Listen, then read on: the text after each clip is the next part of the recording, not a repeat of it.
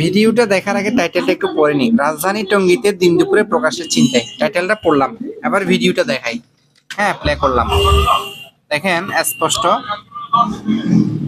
খেয়াল করেন।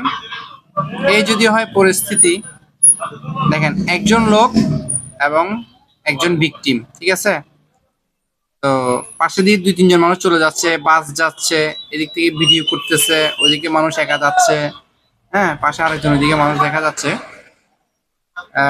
দেখেন রিকোয়েস্ট করতেছে হয়তো, ওই যে ওই দুজন পাশ দিয়ে মানুষ চলে যাচ্ছে।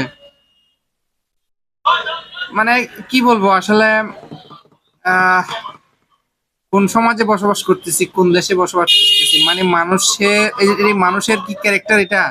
মানুষ নাকি মানুষের জন্য?